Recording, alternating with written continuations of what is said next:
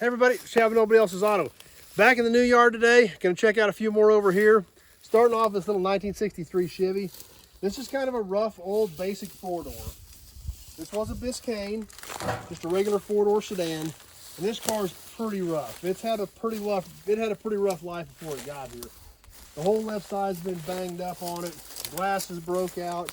Still got a few little bits and pieces in the dash and things like that. It was a 3 on the tree car. Does still have a pedal assembly in it for a stick. Still has the Biscayne badges on the back with the bow tie. Still has a really cool kind of simple Chevrolet script across the trunk lid. It has the Biscayne over here as well, and this quarter's even been banged up. So this one car's had a pretty tough life. Don't know what happened to it prior to it ending up here, but it was pretty rough on her somehow or another. So, but like I said, there's still bits and pieces here. It is just a four-door, it is just a Biscayne, but there's still some trim on it. A few of the Biscayne moldings are there. If somebody did have a nice, clean, old original car, there's still pieces here people are gonna need. Once this stuff's flat, none of it's any good. So we'll put it in the row with the other 60s era Chevy as I start sorting this new yard out. We'll keep it around because there's always gonna be stuff people need. Next, we've got a 1951 Chevy. This was a four-door Fleetline. Once again, this car is fairly heavily stripped as well. A lot of the trim is missing. We can come around the front. The grill's already gone. At the bumper and the splash panel, there's still some stuff here. Both front fenders look pretty decent on it. You know, a lot of the glass on this one also is broken out. Does still have some dash pieces in it.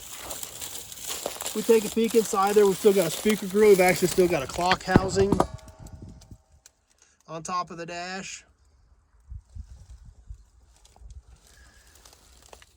Even got a bomb side hood ornament for a Buick ended up thrown in there somehow or another.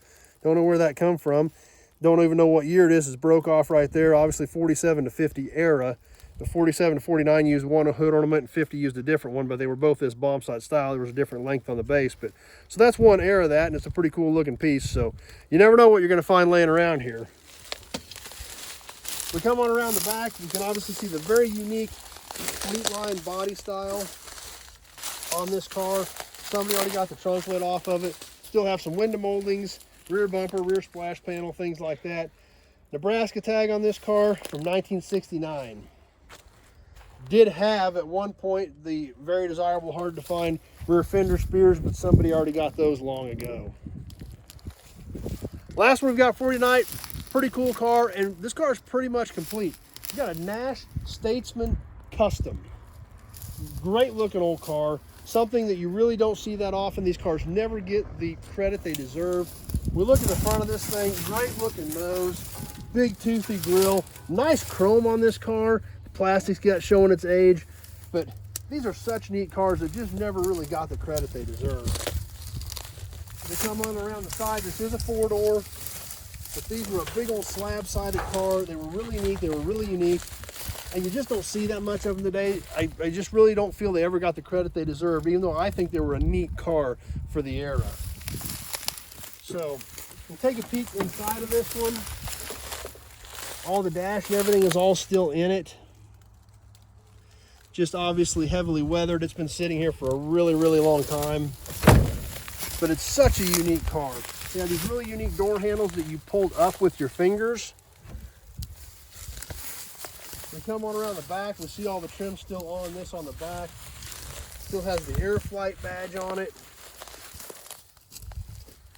And like I said, you never know what you're going to see around here in the new yard because it's kind of a mess. We got a hood for about a 69 Chevy pickup laying here in the middle of it. So as we come around this side, a couple more cool things we want to point out on this Nash. We've got the Arena badge on the right front fender from the designer, as well as the Statesman Custom emblems here on the side of the Nash.